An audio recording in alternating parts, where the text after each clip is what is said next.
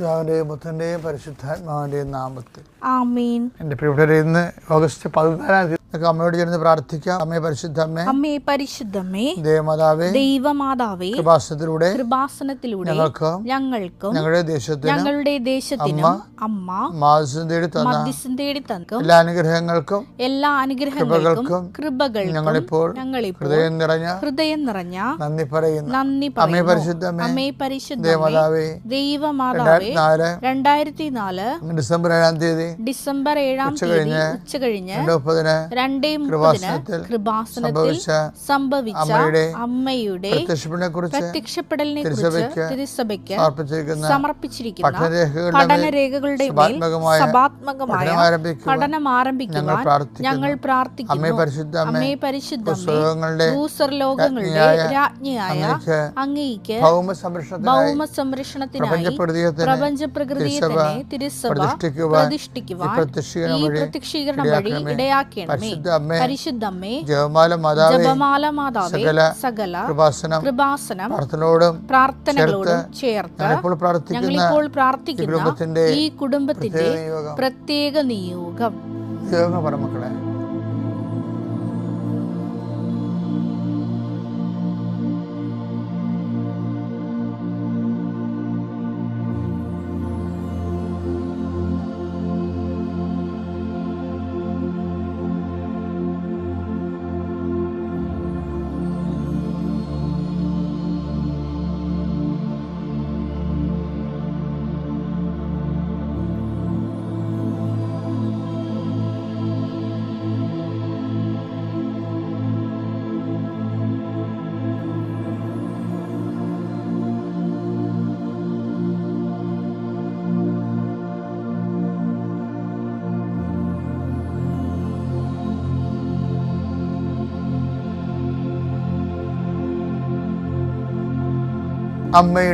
അമ്മയുടെ പ്രത്യക്ഷീകരണത്തിന്റെ ഈ അനുഗ്രഹവേളയിൽ ഞങ്ങൾക്ക് സാധിച്ചു തരുവാൻ കനിയണമേ. വിശ്വാസ പ്രമാണം.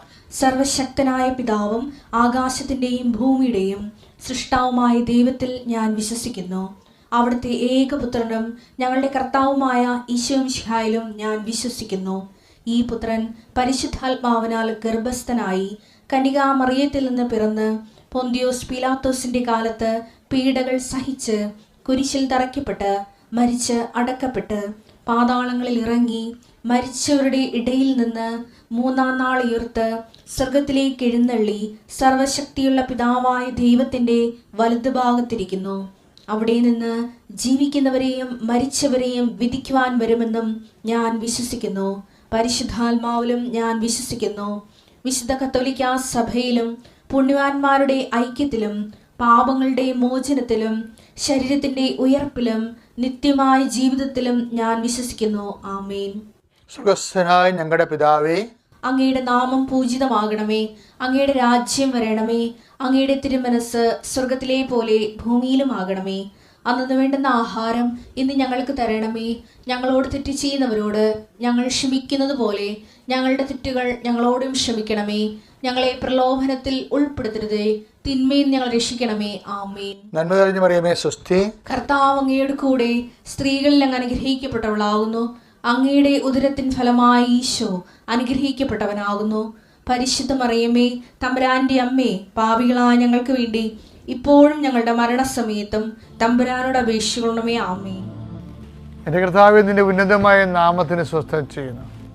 നിന്റെ കർത്താവേ, നിന്റെ വിശുദ്ധ പൗരോഹിത്യത്തെ മഹത്വപ്പെടുത്തണമേ. കർത്താവേ, സഭയിലുള്ള സാന്നിധ്യം ദൃഢമാക്കണമേ. 39 വർഷം ഞാൻ അർപ്പിച്ച കുർബാനയുടെ യുഗതിയാൽ കൃപാസനത്താര ജീവനോടെ പ്രത്യക്ഷപ്പെട്ട പരിശുദ്ധമ്മയുടെ മാധ്യസ്ഥ ദൈവവേദനയെ നീ അനുഗ്രഹിക്കപ്പെടട്ടെ. നിന്റെ കുടുംബം അനുഗ്രഹിക്കപ്പെടട്ടെ.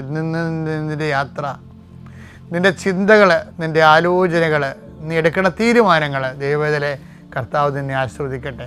കർത്താവ്, ത്വക്ക് രോഗങ്ങളുടെ അനുഭവമുണ്ട് കർത്താവ്. അതുപോലെ തന്നെ വിസർപ്പ രോഗങ്ങളുണ്ട് ഈശോയെ. അതുപോലെ തന്നെ അരസ്വസ്ഥ രോഗങ്ങളുണ്ട് ഈശോയെ. അതെല്ലാം വിശുദ്ധമായ കഴുകണമെന്ന് പ്രാർത്ഥിക്കുന്ന ഈശോയെ. കടങ്ങൾ, സാമ്പത്തിക ബാധ്യതകളായി വിഷമിക്കുന്ന മക്കളുണ്ട് ഈശോയെ. അവരെ സന്ധിക്കണമെന്ന് പ്രാർത്ഥിക്കുന്നു. കാശ് തട്ടിച്ചെടുത്തവരുണ്ട് ഈശോയെ. വഞ്ചിക്കപ്പെട്ടവരുണ്ട് ഈശോയെ. വ്യക്തികൾ കർത്താവെ, ഏറ്റവും അടുത്ത വ്യക്തികൾ അകാലത്തിൽ വിയോഗപ്പെട്ടതിൻ്റെ പേരിൽ കൈയും കാലും അനങ്ങാത്ത എന്ത് ചെയ്യണമെന്ന് അറിയാൻ പാലാതെ കുഴങ്ങി മനസ്സ് ഇടിഞ്ഞിരിക്കണവരുണ്ട് ഈശോയെ, അവരെല്ലാം നീ സന്ധിക്കണമെന്ന് പ്രാർത്ഥിക്കുന്നു.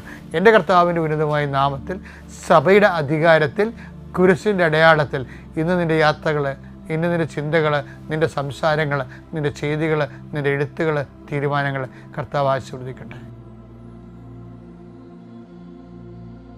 എൻ്റെ പ്രിയപ്പെട്ടവരെ, മഹത്വീകരിക്കപ്പെട്ട കുഞ്ഞാട് വെളിപാടിൻ്റെ പ്രധാനപ്പെട്ട പ്രമേയമാണ്. പക്ഷെ നമ്മളെപ്പോഴും ചിന്തിക്കുന്നത് നിത്യതയിൽ നമ്മൾ എത്തിച്ചേരുമ്പോൾ ഉണ്ടാകുന്ന സ്വർഗ അനുഭവങ്ങളുടെ ഭാഗമായിട്ടാണ്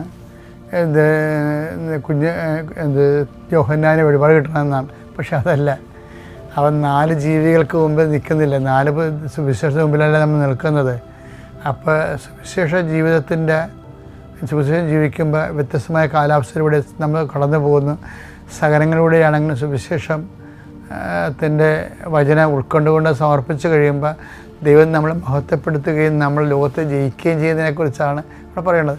അങ്ങനെ സഹിക്കുന്ന കുഞ്ഞാട് ജയിക്കുന്ന കുഞ്ഞാടായിട്ട് ഓരോ ദിവസവും ദൈവം നമ്മളെ മാറ്റിക്കൊണ്ടിരിക്കുകയാണ്. അതിൻ്റെ വചനങ്ങളിലേക്കാണ് നമ്മൾ പോകുന്നത്. വെളിപാട് 7, 11, 12. ദൂതന്മാരെല്ലാം സിംഹാസനത്തിനും ശ്രേഷ്ഠന്മാർക്കും 4 ജീവികൾക്കും ചുറ്റും. ഇവിടെ ആരൊക്കെയാണുള്ളത്? സിംഹാസനം, അവിടെ ആരാ ഉള്ളത്? ഈശോ. പിന്നെ എന്താണ്? ശ്രേഷ്ഠന്മാർ, അത് അപ്പോസ്തലന്മാരും രക്തസാക്ഷികളും. പിന്നെ ആരാ? 4 ജീവികൾ, 4 സുവിശേഷങ്ങൾ. അവർ സിംഹാസനത്തിന് മുമ്പിൽ കമിഴ്ന്നു വീണ്. അപ്പോൾ ഇത്രയും സെറ്റപ്പിൻ്റെ മുമ്പിലാണ് നമ്മൾ. ഇപ്പോൾ വചനമുണ്ട്, വചനം ജീവിച്ച വേദസാക്ഷികളും രക്തസാക്ഷികളുമായിട്ടുള്ള വിശുദ്ധന്മാരുണ്ട്. പിന്നെ എന്താണ്? സിംഹാസനമുണ്ട്. ഈ വചനം മാംസമായ ഈശോയുണ്ട്, മരണത്തെ ജയിച്ച കർത്താവ് ഈശോയുണ്ട്. അത്രയും മധ്യത്തിലാണ് നമ്മൾ നിൽക്കുന്നത്. അത് ഈ ഭൂമിയിൽ അങ്ങനെ തന്നെയാണ് നമ്മൾ ജീവിക്കണത്. എന്താ പറയണത്? എന്താ ദൈവത്തിന് പറയണത്? ആ വാചനം വായിച്ചേ. ആമേൻ. ആമേൻ. നമ്മുടെ ദൈവത്തിന് സ്തുതിയും മഹത്വവും ജ്ഞാനവും കൃതജ്ഞതയും. അപ്പൊ സ്തുതി, മഹത്വവും, പിന്നെ ജ്ഞാനവും കൃതജ്ഞതയും ബഹുമാനവും അധികാരവും ആധിപത്യവും എന്നേക്കും ഉണ്ടായിരിക്കട്ടെ. ആമേൻ. അപ്പം ഇത് നമ്മുടെ ജീവിതത്തിൽ സംഭവിക്കുന്ന കളർ വ്യത്യാസങ്ങളില്ലേ, വ്യത്യസ്തങ്ങളായ കാലാവസ്ഥകൾ. ഈ കാലാവസ്ഥകൾക്ക് ഒരു വ്യക്തികൾക്ക് പ്രാർത്ഥിക്കാൻ ഇത്രയും പ്രാർത്ഥനാ രീതികളുണ്ട്. നമ്മളെ സ്തുതി, മഹത്വം, പിന്നെ ജ്ഞാനം, അത് ധ്യാനമാണ്. ദൈവിക പദ്ധതികൾ അത് അതിനകത്ത് വരുന്നത് ഹൃദയത്തിൽ സംഗ്രഹിക്കുകയാണ്. മാതാവ് ടഫ് ടൈമില്ലേ, ടഫ് ടൈം വരുമ്പോൾ മാതാവ് എന്ത് ചെയ്യും? ഹൃദയത്തിൽ സംഗ്രഹിച്ചു അതിനെക്കുറിച്ച് ധ്യാനിച്ചുകൊണ്ടിരുന്നു. അതാണ് ലൂക്ക 2:19. ജ്ഞാനത്തിലാണ് ഈ ലൂക്ക 2:19 വരണത്. കൃതജ്ഞത, നന്ദി, ദൈവാനുഗ്രഹത്തിൻ്റെ നമ്മളെ പ്രതിനിധിയായിട്ട് പറയണ കൃതജ്ഞതയും ബഹുമാനവും അധികാരവും ആധിപത്യവും എന്നേക്കും ഉണ്ടായിരിക്കട്ടെ. എല്ലാം കുഞ്ഞാടൻ്റെ ക്വാളിറ്റീസാണ്. കാര്യം അവൻ ബഹുമാനത്തിൻ്റെ മേൽ ബഹുമാനം നേടിയവനാണ്. അവനെന്താണ്? അവനെ തന്നെ ആകയാൽ ദൈവം അവൻ അത്യധികം ഉയർത്തിയെന്ന് പറഞ്ഞില്ലേ, അതിനാണ് ബഹുമാനം അവന് വരാൻ കാര്യം. അവന് ബഹുമാനം പറഞ്ഞത് എന്താണ്? ആകയാൽ ദൈവം അത്യധികം ഉയർത്തി, അഡീഷണലായിട്ട് അവനെ ഉയർത്തി. എന്താ കാര്യം? അവൻ പ്രകൃതിയ ദൈവമായിരുന്നു. ദൈവത്തോടുള്ള മുറുകെ പിടിക്കുന്ന കാര്യം പരിഗണിക്കാതെ അവൻ ദാസനായി മരണത്തോളം കുരിശുമരണത്തോളം കുഞ്ഞാടനെ ബലിയർപ്പിക്കപ്പെട്ട കുഞ്ഞാടായി അവൻ. അതുകൊണ്ട് എന്തു ചെയ്യും? ദൈവം അവനെ മഹത്വീകരിച്ചു. ആ മഹത്വം എന്നത് എങ്ങനെയാണ്? അവൻ കുഞ്ഞാടായി കഴിഞ്ഞപ്പോൾ ദൈവമാണ്. ആകയാൽ ദൈവം അത്യധികം ഉയർത്തി. എല്ലാ നാമങ്ങളെക്കാൾ ഉന്നതമായ നാമം അവിടത്തേക്ക് നൽകി. അപ്പോഴാണ് ഈ കുഞ്ഞാട് മഹത്വീകരിക്കപ്പെടുന്നത്. അതിനെ കൊല്ലപ്പെട്ടിട്ടും നിൽക്കും കുഞ്ഞാട് എന്ന് പറഞ്ഞാൽ മഹത്വീകരിക്കപ്പെട്ട കുഞ്ഞാടാണ്. അപ്പോൾ അത് നമ്മളും ചില സമയത്ത് ഈ മഹത്വീകരിക്കപ്പെട്ട കുഞ്ഞാടായി മാറും. 100 അനുഭവങ്ങൾ എനിക്കുണ്ടായിട്ടുണ്ട്. എന്നുവെച്ചാൽ നമ്മുടെ റീസൺ അനുസരിച്ച് ശരിയല്ലാത്ത കാര്യങ്ങൾ നമ്മൾ ചിലപ്പോൾ മറ്റുള്ളവരുടെ കൈ ചൂണ്ടുന്നതിൻ്റെ മുമ്പിൽ അകപ്പെട്ട് നിൽക്കുകയും എന്നിട്ട് നമ്മൾ ദൈവഹിതം തന്നെ പാലിച്ചുകൊണ്ട് മുന്നോട്ട് പോകുമ്പോൾ നമ്മുടെ പ്രതിയോഗികൾക്ക് നമ്മൾ ദൈവഹിതമാണ് പാലിക്കണമെന്ന് മനസ്സിലാകാതിരിക്കുകയും നമ്മൾ അതിൻ്റെ പേരിൽ നമ്മളെ പഴിചാരുകയും ചെയ്തിട്ടും നമ്മൾ പിടിച്ചു നിൽക്കുകയും ചെയ്യണമാണ് ഈ മഹത്വീകരിക്കപ്പെട്ട കുഞ്ഞാടെന്ന് പറയണത്. അതൊരു ഭയങ്കര സംഭവമാണത്. അല്ലാതെ നിങ്ങളവർക്കത് മരിച്ചു ചെല്ലുമ്പോൾ തന്നെ അവിടെ ചെല്ലുമ്പോൾ നമ്മൾ ദൈവം മഹത്വീകരിക്കപ്പെടാണ്, അതല്ല. ഓരോ അനുഭവങ്ങളും അങ്ങനെയാണ്.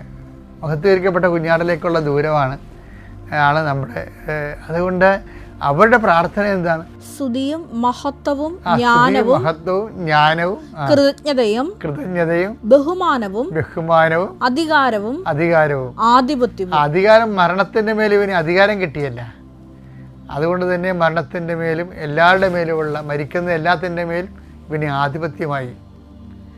അത് വല്ലാത്ത വെളിപാടെന്ന് പറഞ്ഞാൽ നമുക്ക് ഒന്നും പറയാം. മറ്റ് സുവിശേഷമായിട്ട് പഠിക്കുമ്പോൾ ഇതിൻ്റെ ഈ റെവലേഷൻ ലെവലെന്ന് പറയണത് ഒരു 3 ഇരട്ടിയോ മറ്റാണ് ഈ വെളിപാടിൻ്റെത്. കാര്യം ഇതിൻ്റെ ലോകസ്ഥാപനം മുതൽ ഒരുക്കിയിരിക്കുന്ന ദൈവം ഒരുക്കിയ സംഭവങ്ങളെല്ലാം കംപ്രൈസ് ചെയ്താണ് വെളിപാടിൽ വെക്കുന്നത്. അത് നമ്മളവർക്ക് അത് നമുക്കൊന്നും മനസ്സിലാകാത്തതാണ്. അത് ലോകത്തിന് നമ്മൾ മരിച്ചു ചെല്ലുമ്പോഴുള്ള സ്വർഗത്തിൻ്റെ കാഴ്ചകളാണ്. ഒന്നുമല്ല, ഈ മഹത്വീകരിക്കപ്പെട്ട കുഞ്ഞാടൊക്കെ അനുദിനം നമ്മുടെ ജീവിതത്തിൽ നമ്മൾ യേശുക്രിസ്തുവിനെ ഏറ്റെടുക്കുന്നവൻ, സ്വീകരിക്കുന്നവൻ കടന്നു പോകുന്ന ഓരോ ആധ്യാത്മിക കാലാവസ്ഥകളാണ്. അവിടെയൊക്കെ എല്ലാം കുഞ്ഞാട് വിജയിച്ച് നിന്നിട്ട് അവിടെയാണ് അതിനുള്ള പ്രാർത്ഥനയാണ് ആമേൻ. എന്ത് കിട്ടിയാലും ആമേൻ എന്ന് പറയും. ഇപ്പം പിടിയിടില്ലേ? ഓക്കെ. പേര് ഗോകുൽ KS, വീട് കിടങ്ങൂർ, കോട്ടയമാണ്. ഇതെൻ്റെ 2ാമത്തെ ഉടമ്പടി സാക്ഷ്യമാണ്. ഞാൻ ആദ്യമായിട്ട് ഉടമ്പടി എടുക്കുന്നത് 2023 ജനുവരി 23 തീയതിയാണ്. അപ്പോൾ ആദ്യമായിട്ട് ഉടമ്പടി എടുത്തതിൻ്റെ ഫലമായിട്ട് എനിക്ക് കേരള PSC വഴി ഗവൺമെൻറ് ജോലി ലഭിച്ചിരുന്നു. അതിനുശേഷം കുറച്ചുകൂടി ഒരു പ്രൊമോഷനുള്ള ജോലി ലഭിക്കണം എന്ന ആഗ്രഹത്തോടെ ഞാൻ എക്സാമിന് വേണ്ടി പരിശ്രമിച്ചിരുന്നു. പക്ഷേ പല ലിസ്റ്റുകളിലും വന്നു, പക്ഷേ ജോലി ലഭിച്ചില്ല. അപ്പോൾ ആ ഒരു സമയത്താണ് 2024 LD ക്ലർക്കിൻ്റെ നോട്ടിഫിക്കേഷൻ വരുന്നത്. അപ്പോൾ അതിന് വേണ്ടി ഞാൻ നന്നായിട്ട് തന്നെ ശ്രമിച്ചു, ഒരുങ്ങി. പക്ഷേ എക്സാമിൻ്റെ ഡേറ്റ് അടുത്ത് വന്നു. പക്ഷേ എക്സാമിൻ്റെ ഡേറ്റ് അടുത്ത് വന്നപ്പോൾ ജീവിതത്തിൽ ഒരു പ്രതിസന്ധി ഉണ്ടായി. അച്ഛന് ഹോസ്പിറ്റലിൽ അഡ്മിറ്റ് ആകേണ്ട ഒരു സാഹചര്യം വന്നു. യൂറിനറി ഇൻഫെക്ഷനായിട്ട് അച്ഛന് ഹോസ്പിറ്റലിൽ അഡ്മിറ്റായി. അപ്പോൾ ആ ഒരു സമയത്താണ് ഞാൻ ഈ ക്ലർക്കിൻ്റെ എക്സാം പോയി അറ്റൻഡ് ചെയ്യുന്നത്. അപ്പോൾ വളരെയധികം ആശങ്കയോടും പ്രതിസന്ധികളിലൂടെയാണ് ആ എക്സാം അറ്റൻഡ് ചെയ്തത്. മാതാവിൻ്റെ തൈലം പൂശിയൊക്കെയാണ് എക്സാം എഴുതിയത്. ആ എക്സാം അറ്റൻഡ് ചെയ്തു. അപ്പോൾ റിസൾട്ട് എങ്ങനെയാണെന്ന് അറിയത്തില്ല. അപ്പം കുറച്ചധികം ടെൻഷൻ ഉണ്ടായിരുന്നു. അപ്പോൾ അതിന് ശേഷം എക്സാമിൻ്റെ ഷോർട്ട് ലിസ്റ്റ് വന്നു, റാങ്ക് ലിസ്റ്റ് വന്നു. മാതാവിൻ്റെ അനുഗ്രഹഫലമായിട്ട് എനിക്ക് നല്ലൊരു റാങ്ക് തന്നെ നൽകി മാതാവ് എന്നെ അനുഗ്രഹിച്ചു. 64ാമത്തെ റാങ്കാണ് എനിക്ക് ലഭിച്ചത്. അതിനുശേഷം അഡ്വൈസിന് വേണ്ടിയുള്ള കാത്തിരിപ്പായിരുന്നു. എൻ്റെ ഏറ്റവും വലിയ ആഗ്രഹം എന്ന് പറഞ്ഞാൽ നല്ലൊരു വകുപ്പിൽ തന്നെ ജോലി ലഭിക്കണമെന്നുള്ള ഒരു ആഗ്രഹമായിരുന്നു. അപ്പോൾ റാങ്ക് ലിസ്റ്റ് വന്ന് ഏകദേശം ഒരു 6-7 മാസം കഴിഞ്ഞപ്പോഴാണ് ഇതിൻ്റെ അഡ്വൈസ് വരേണ്ട ഒരു സമയമായത്. അപ്പോൾ അഡ്വൈസ് വരുന്നതിന് 1 മാസം മുമ്പായിരുന്നു ഞാനിവിടെ വന്ന് 5ാമത്തെ ഉടമ്പടി പുതുക്കിയത്. അപ്പോൾ എൻ്റെ 5ാമത്തെ ഉടമ്പടി പുതുക്കുന്ന സമയത്ത് എനിക്ക് മാതാവിനെയാണ് ഇവിടെ കിട്ടിയത്. അതുപോലെ വണക്കമാസമായിരുന്നു. അപ്പോൾ വണക്കമാസ നിയോഗങ്ങളിൽ ഞാൻ എൻ്റെ ജോലിക്കാരി എഴുതിയപ്പോൾ എനിക്ക് മാതാവിൻ്റെ സുഗന്ധാഭിഷേകം ലഭിക്കുകയുണ്ടായി. അപ്പോൾ അതിനുശേഷം 1 മാസം കഴിഞ്ഞ് എനിക്ക് അഡ്വൈസ് മെമ്മോ വന്നു. ഞാൻ അങ്ങനെ ആഗ്രഹിച്ച പോലെ നല്ലൊരു വകുപ്പിൽ തന്നെയാണ് എനിക്ക് ജോലി ലഭിച്ചത്. കേരള സർക്കാരിൻ്റെ ഇലക്ട്രിക്കൽ ഇൻസ്പെക്ടറേറ്റ് വകുപ്പിലാണ് ജോലി ലഭിച്ചത്. ഈ വേക്കൻസിയുടെ കാര്യം എന്ന് പറഞ്ഞാൽ ഇത് 2025 ഡിസംബർ 25-നാണ് PSCയിലേക്ക്, ഡിസംബർ 26-നാണ് PSCയിലേക്ക് റിപ്പോർട്ട് ചെയ്തത്. പക്ഷേ ഈ വേക്കൻസി ഡ്യൂ ആയി വന്നത് ജൂൺ 1-ാം തീയതിയാണ്. അപ്പോൾ ആ ഒരു വേക്കൻസിയിലാക്കാണ് എനിക്ക് നിയമനം ലഭിച്ചത്. അതൊരു വലിയ അനുഗ്രഹമായിരുന്നു. പിന്നെ എൻ്റെ കാരുണ്യപ്രവൃത്തി എന്ന് പറഞ്ഞാൽ ഞാൻ മെഡിക്കൽ കോളേജിൽ അവിടുത്തെ രോഗികൾക്കും പാവപ്പെട്ടവർക്കും വേണ്ടി എന്നെ കഴിയുന്ന രീതിയിൽ സാമ്പത്തിക സഹായം ചെയ്യുമായിരുന്നു. അതുപോലെ ഇവിടെ അടുത്തുള്ള വൃദ്ധസദനത്തിൽ അവർക്ക് ആവശ്യമുള്ള സാധനങ്ങളൊക്കെ ഞാൻ വാങ്ങിച്ച് നൽകുമായിരുന്നു. പിന്നെ അതുപോലെ സോഷ്യൽ മീഡിയയിലൊക്കെ ഈ സഹായം അഭ്യർത്ഥിച്ചു വരുന്നവരിൽ എന്നെ കഴിയുന്ന രീതിയിലൊക്കെ ഞാൻ സാമ്പത്തികമായിട്ട് സഹായം ചെയ്യുമായിരുന്നു. പിന്നെ പ്രേക്ഷിത പ്രവർത്തനം എന്ന് പറഞ്ഞാൽ ഞാൻ മെഡിക്കൽ കോളേജിലായിരുന്നു പത്രം വിതരണം ചെയ്തിരുന്നത്. അതുപോലെ ഇവിടുന്ന് കുറച്ച് കാശ് രൂപം ഞാൻ വാങ്ങിച്ചുകൊണ്ട് കൊണ്ടുപോയിരുന്നു. അപ്പോൾ ആ കാശ് രൂപം ഞാൻ പത്രത്തോടൊപ്പം ഞാൻ ഈ പത്രം കൊടുക്കുന്ന സമയത്ത് ഈ ആൾക്കാരോട് സംസാരിച്ച് വരുമ്പോൾ ഏറ്റവും അർഹതപ്പെട്ടവരെന്ന് തോന്നുന്നവർക്ക് ഞാൻ ഈ പത്രവും കാശ് രൂപം കൂടി ഒരുമിച്ചാണ് കൊടുത്തിരുന്നത്. പിന്നെ എൻ്റെ ആത്മീയ ജീവിതത്തിലുണ്ടായ പുരോഗതി എന്നതെന്ന് പറഞ്ഞാൽ ഞാൻ ഉടമ്പടി തുടങ്ങിയ സമയത്തൊക്കെ ഞാൻ ജപമാല ചൊല്ലാറില്ലായിരുന്നു. ഇപ്പം ഞാൻ ജപമാല ചൊല്ലാറുണ്ട്. അതുപോലെ അരമണിക്കൂർ ബൈബിൾ വായിക്കാറുമുണ്ട്. അപ്പം ഇനിയും ഉടമ്പടിയിൽ കൂടുതൽ തീക്ഷ്ണതയോടെ പ്രവർത്തിക്കണവും ജീവിക്കണമെന്ന ആഗ്രഹത്തോടുകൂടി എൻ്റെ ഉടമ്പടി സാക്ഷ്യം ഞാൻ ഇവിടെ അവസാനിപ്പിക്കുന്നു. ഇത്രയും അനുഗ്രഹം തന്ന ഈശോയ്ക്കും മാതാവിനും എൻ്റെ ഹൃദയം നിറഞ്ഞ നന്ദി ഞാൻ രേഖപ്പെടുത്തുന്നു. ജോബിൻ്റെ പുസ്തകം 22-ാം അധ്യായം 27-28 തിരുവചനങ്ങൾ. നീ അവിടുത്തോട് പ്രാർത്ഥിക്കുകയും അവിടുന്ന് ശ്രവിക്കുകയും ചെയ്യും. നിന്റെ നേർച്ചകൾ നീ നിറവേറ്റും. നീ തീരുമാനിക്കുന്ന കാര്യം നിനക്ക് സാധിച്ചു കിട്ടും. ഗോകുൽ എന്ന ഈ മകൻ എൻ്റെ പ്രത്യക്ഷീകരണ സാക്ഷ്യം ഏറ്റു പറയുമ്പോൾ സമയച്ചുരുക്കത്തിൻ്റെ അമ്മ ഈ മകൻ്റെ ജീവിതത്തിൽ പരിശുദ്ധ അമ്മയുടെ സാമീപ്യം നൽകി അനുഗ്രഹിച്ച വലിയ രണ്ടാമത്തെ സാക്ഷ്യമാണ്. ഗോകുൽ ഉടമ്പടിയെക്കുറിച്ച് കൃത്യമായി പഠിച്ച് പിച്ചവെച്ച് നടന്നാണ് ഈശോയുടെ വളരെ അടുത്ത് നിൽക്കാൻ ഈ മകന് ഇന്ന് സാധിച്ചിരിക്കുന്നത് നമുക്ക് മനസ്സിലാക്കാം. വളരെ അച്ചടക്കത്തോടും ഈശോയോടുള്ള സ്നേഹത്തോടും പരിശുദ്ധ അമ്മയെ സമീപിച്ചുകൊണ്ട് പരിശുദ്ധ അമ്മയുടെ മധ്യസ്ഥതയിൽ ഈ മകൻ പ്രാർത്ഥിച്ചു തുടങ്ങി. അദ്ദേഹത്തിന് PSCയിൽ നല്ലൊരു ജോലി കിട്ടിയെങ്കിലും ഒരു വളരെ ചെറുപ്പത്തിൻ്റെ ആ ആഗ്രഹം പോലെ അവനൊരു പ്രൊമോഷൻ കിട്ടണമെന്നുള്ള ആഗ്രഹത്തിൽ പരിശ്രമിക്കുകയും അതുപോലെ തന്നെ എല്ലാ നേർച്ച കാഴ്ചകളും പരിശുദ്ധ അമ്മയോടുള്ള ആ വിശ്വസ്തതയും ഈശോയോടുള്ള സ്നേഹവും വളരെ ആത്മാർത്ഥമായി ഈ ഉടമ്പടിയിൽ നിലനിൽക്കാൻ സാധിക്കുകയും അത് കണ്ടിന്യൂ ചെയ്യാൻ സാധിക്കുകയും ചെയ്തു എന്ന് ഈ മകൻ ഏറ്റു പറയുകയാണ്. തൻ്റെ പരീക്ഷ അഡ്വൈസിന് കാത്തിരിക്കുന്ന ആ സമയത്ത് തന്നെ ഒരു പ്രതിസന്ധി എന്ന ഒരു മാറ്റുരച്ച് നോക്കൽ ഈ മകന് ഉടമ്പടി സമയത്തുണ്ടായി. നമുക്കറിയാം, നമ്മുടെ പരീക്ഷണ കാലഘട്ടം നമുക്കെപ്പോഴും ഒരു ഉടമ്പടി സമയത്തുണ്ടാകും. അത് നമ്മുടെ വിശ്വസ്തതയെ മാറ്റുരച്ച് നോക്കുന്നതാണ്. ഗോകുലിൻ്റെ അച്ഛനെ അസുഖം ബാധിച്ചപ്പോൾ അവിടെയും ഒട്ടും തന്നെ ഈശോയെ സങ്കടപ്പെടുത്താതെ പരിശുദ്ധ അമ്മയുള്ള ആ സ്നേഹം ഒട്ടും തന്നെ കുറയ്ക്കാതെ തന്നെയാണ് ഉടമ്പടിയിൽ മുന്നോട്ട് പോയിക്കൊണ്ടിരുന്നത്.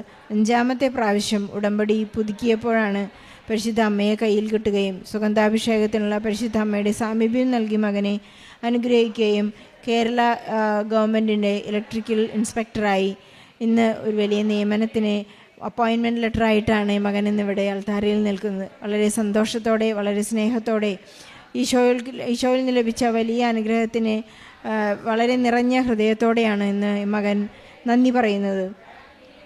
നമുക്കറിയാവുന്നതുപോലെ സ്വർഗരാജ്യം ഒരു വയലിൽ ഒളിഞ്ഞുകിടക്കുന്ന നിധി പോലെയാണ്. ഈ നിധി നമുക്ക് കിട്ടണമെങ്കിൽ മറ്റെല്ലാം വിറ്റ് മറ്റെന്ത് സമ്പത്ത് തന്നെ നമുക്കുണ്ടായാൽ അതെല്ലാം വിറ്റിട്ടാണ് മനുഷ്യൻ സ്വർഗരാജ്യം ആ നിധി കിട്ടാൻ വേണ്ടിയുള്ള പരിശ്രമം അധ്വാനിക്കുന്നത്. ഇതുപോലെ ഗോകുലിൻ്റെ അധ്വാനം വളരെ ആ ഒരു നിധി കിട്ടാൻ വേണ്ടിയായിരുന്നു. സ്നേഹിക്കുവാനും ഈശോയെ പ്രാപിക്കുവാനുള്ള ഒരു വലിയ മുന്നേറ്റത്തിലാണ് ഈ ഉടമ്പടി ജീവിതത്തിലൂടെ ഈ മകൻ പോകുന്നത്. മകൻ പറയുകയായിരുന്നു, ഞാനിപ്പോൾ ജപമാല ചൊല്ലാൻ പഠിച്ചു, കൃത്യമായി വചനം വായിക്കാൻ പഠിച്ചു, ഈശോയെക്കുറിച്ചുള്ള അറിവ് ആഴപ്പെടുത്താൻ ശ്രമിക്കുന്നു. ഇപ്പോൾ ഇനിയൊരിക്കലും ഈശോയിൽ നിന്ന് അകന്നു പോകാതെ ജീവിക്കുവാനുള്ള വളരെ ചെറുപ്പത്തിൽ തന്നെ വളരെ ശക്തമായ ഒരു തീരുമാനം, ഒരു നിലപാട് ഈ മകനെടുക്കാൻ സാധിച്ചത്, ഒരു ജീവിതക്രമമായത് ഈ ഒരു ഉടമ്പടി ജീവിതത്തിലൂടെയാണ് എന്ന് മനസ്സിലാക്കാൻ സാധിക്കും. വളരെ ചെറുപ്പത്തിൽ നുകം ഏൽക്കുന്നത് നല്ലതാണെന്ന് നാം സങ്കീർത്തനങ്ങളിൽ വായിച്ചെടുക്കുന്നു. പ്രഭാഷകൻ നമ്മെ ഓർമ്മിപ്പിക്കുന്നുണ്ട്, ചെറുപ്പത്തിൽ തന്നെ നുകമെടുത്ത് പഠിക്കുവാൻ നിനക്ക് പ്രായമാകുമ്പോൾ അത് നിനക്ക് ആയാസമായിരിക്കും എന്ന് നമ്മെ വചനം ഓർമ്മിപ്പിക്കുന്നുണ്ട്. ഗോകുലിന് ലഭിച്ച എല്ലാ അനുഗ്രഹങ്ങൾക്കും നന്ദി പറയുന്നതോടൊപ്പം ജോലിക്ക് വേണ്ടി ബുദ്ധിമുട്ടുന്ന, കഷ്ടപ്പെടുന്ന, സങ്കടപ്പെട്ട് പ്രാർത്ഥിക്കുന്ന എല്ലാ മക്കളുടെയും നിയോഗങ്ങളെ ഈ സാക്ഷ്യത്തോട് ചേർത്ത് വെച്ച് ഈശോയ്ക്കും പരിശുദ്ധമ്മയ്ക്കും നല്ലൊരു കയ്യടി നൽകി സാക്ഷ്യം നമുക്ക് സമർപ്പിക്കാം.